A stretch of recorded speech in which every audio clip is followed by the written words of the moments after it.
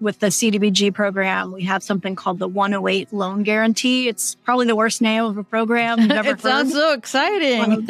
I like to call it the CDBG maximizer. So okay, that's better. A little more exciting. Right. And that's where we're ensuring that communities that are getting grants, whether they're states, cities, counties, or territories, can actually borrow up to 5 times the amount they're getting in low interest loans.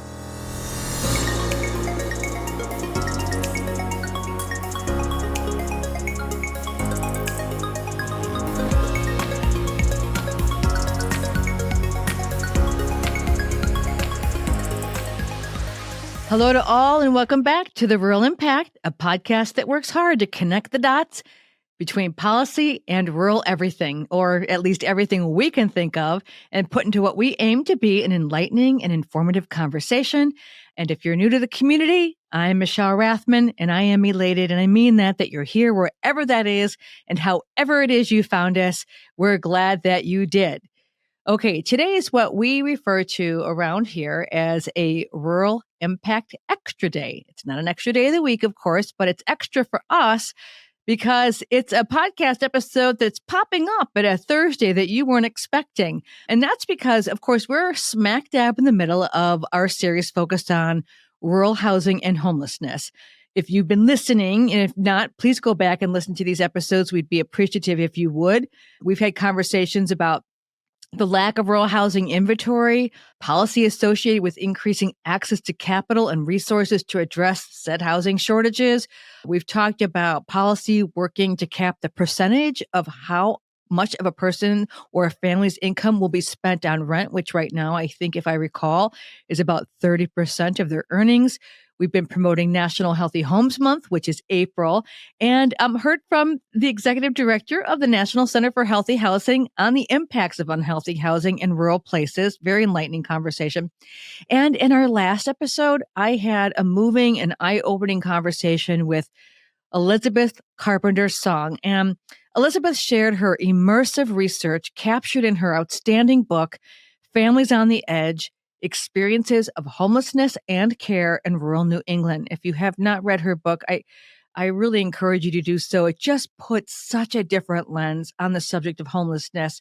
And I think one that after you read the stories of those she met on their journey, you can agree there is a lot to be said about how much more we need to humanize the challenges around homelessness, whether it's rural or urban. Okay, we have another regular episode coming in this series that will drop as planned next week, but we interrupt this series with an extra episode, as I said, because I had the awesome opportunity to talk with Marion McFadden. And Marion serves as the United States Department of Housing and Urban Development's Principal Deputy Assistant Secretary for Community Planning and Development. In this role, Deputy Assistant Secretary McFadden oversees the administration of federal financial assistance to assist communities in ending homelessness, creating and preserving affordable housing, strengthening local economies, and disaster recovery and mitigation. We touch on so many of these things. So I'm so thankful that she could carve out time in her very busy schedule for us. And I think you'll agree, after hearing from her, that while rural is not represented in the acronym HUD, rural is most definitely front and center in HUD's mission. Okay, this is the time during this podcast that I invite you to tune out the background noise and listen to a conversation with Marion McFadden. Are you ready? Let's go. Marion McFadden, Principal Deputy Assistant Secretary for Community Planning and Development at the U.S. Department of Housing and Urban Development, better known to most as HUD. Thank you for joining us on The Rural Impact. We are so glad to have you here with us, which at the time of this recording, I have to mention, is Fair Housing Month. Welcome. Thanks, Michelle. Thanks for having me. It's great to be here and have a chance to talk about the work that we're doing. Well, we're grateful because you so often, obviously, the name HUD, urban is in there, and rural might be somewhere in the background, but I think it's important for our listeners of The Rural Impact to really understand the work of HUD in the rural context. So that might be the best place for us to start. I'm so glad. You're absolutely right. HUD has urban in the name and not rural, but truly the funds reach all over the country, all 50 states, all the territories. We see residents benefiting from HUD funds. So I'm really pleased to have the chance to talk about it. I lead the Office of Community Planning and Development, which receives about $10 billion annually in formula and competitive grant funds. We have several $billion in congressionally directed spending where Congress is picking the individual projects that are being funded. And we have tens of billions of dollars for long-term disaster recovery. So no matter what we're working on, we're ensuring that funds are reaching the needs of people living in rural America so that we can be building stronger communities and ensuring that housing and community development needs are met. My goodness. And when you talk about recovery, I mean, we are recording this conversation. I always say, folks, we're a week behind sometimes, but on April 17th, and we've just had another whole round of devastating weather. And you see total communities wiped out, be it through tornadoes or flooding or what have you. And so that's just a whole nother subject. And as I mentioned in our first, this is within our series that we're doing on housing and homelessness. And we went into detail about capacity building. And even with the recovery work that we do, I mean, people say, oh, capacity building, what does it actually look like? And so I thought maybe what we could do is also have you talk about where HUD is concerned, the need for capacity building in order to address rural housing challenges, because Jonathan Harwitz schooled me on that. That's where you start. And then let's just talk a little bit about the HUD Exchange program and the rural capacity building programs that you do and what that actually looks like to somebody who's, living in a rural community. Great. Happy to. And I know your audience has had the benefit of hearing from some of the real leaders in this field who've been working on delivering and asking for resources for building technical assistance across rural areas all over the country. So happy to join in that part of the conversation. One of our major programs is the CDBG program, Community Development Block Grant. That's actually turning 50 this year. So chances are wherever you live, you've gotten the benefit of some of these funds.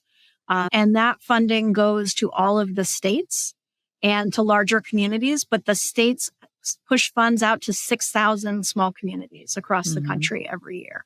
When we talk about capacity building, we're talking about capacity to get things done, but also to understand how to use the federal grant dollars that are flowing into communities. So part of the work we're doing is tailoring to using explicit programs, and some is more broadly, what does it take to get the work done?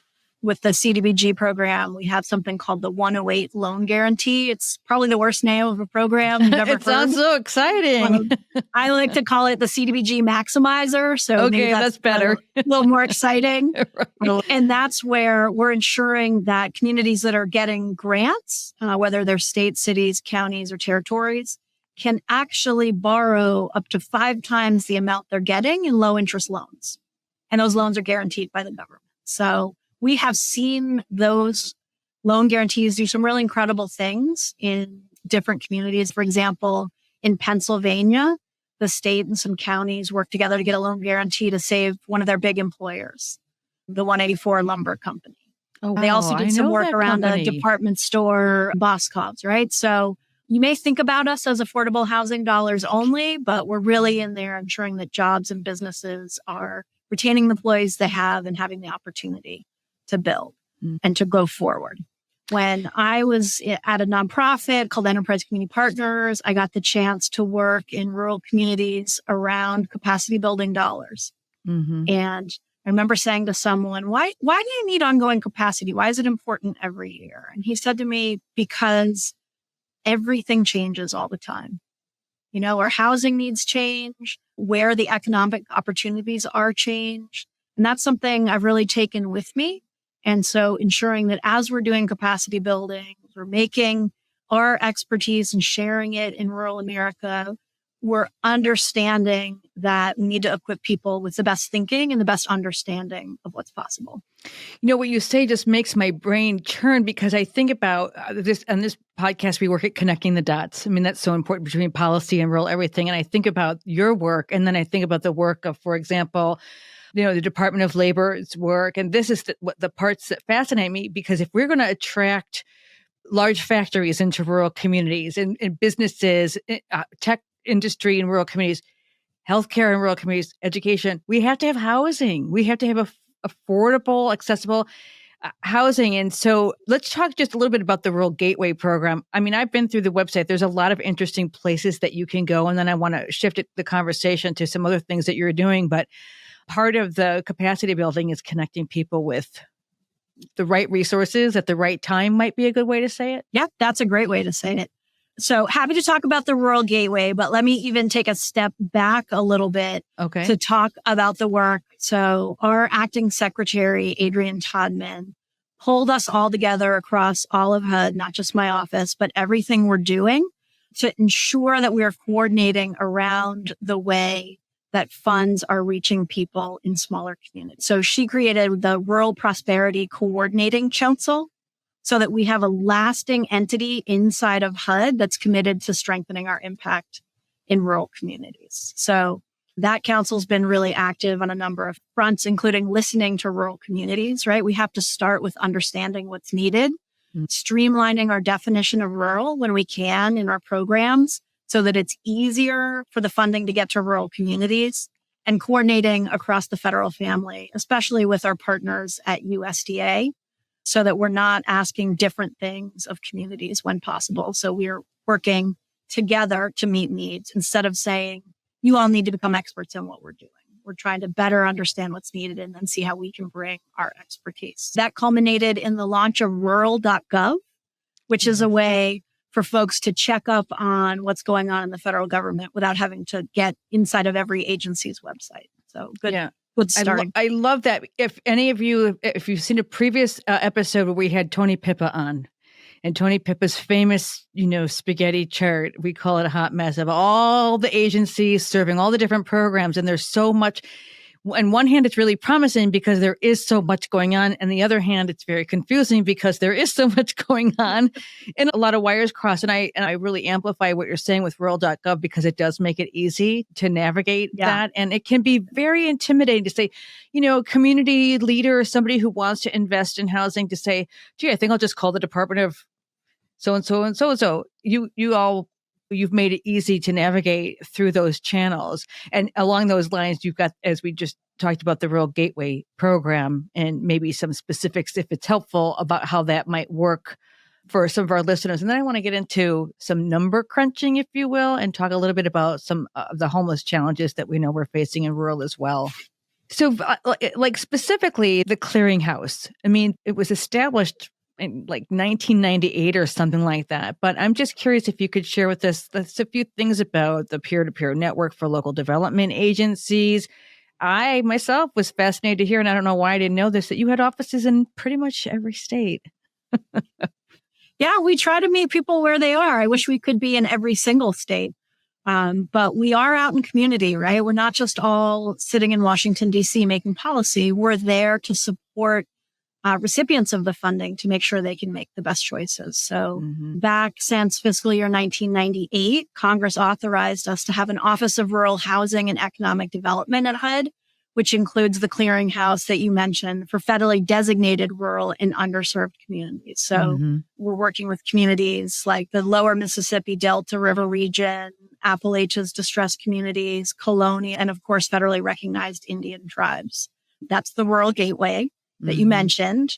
And it's designed to be an informational clearinghouse with technical assistance and the thing I like the most, peer learning to support rural housing and economic development. It can mean so much more to hear what someone has tried and has actually worked in a community. So whenever possible, we try to encourage peers to teach one another. It's not new, right? Like I said, since 1998, but it continues to be popular and well used. However, we know that many of your listeners may not be aware of it. So it's a great resource, I hope. Yeah, I think, as I talk to different counties and so forth, and I say, did you know about? And because these positions turn over so quickly and the people who need to know, maybe they're so new and they don't identify with it. So I appreciate that. All right. So we're also being mindful in this series to include conversations about rural homelessness. Again, for many people you talk to, I mean, obviously it looks very different. And we've talked to some authors and some reporters on this subject and some researchers, but I wonder if you could touch on that because as I'm reading here, fiscal year 2022-23, billions of dollars were awarded by HUD to organizations addressing housing disparities and homelessness. So I wonder if you can talk to us about the rural impact of those, some examples of grantees, those organizations that are working to confront these challenges and what you've seen out there. Sure. Thanks for the question. And I could go on. So let me know if I'm saying too much. But this has been a really important priority for the Biden-Harris administration and for HUD in particular. We were devastated to see a large uptick in homelessness in last year's point in time count. So that was in January 2023. However, I will say we have been working since day one of the Biden-Harris administration to address homelessness with the urgency that it requires. Wherever people are living without a home, we're working hard to ensure supports and resources are provided. We have taken sweeping and innovative steps to address homelessness head on.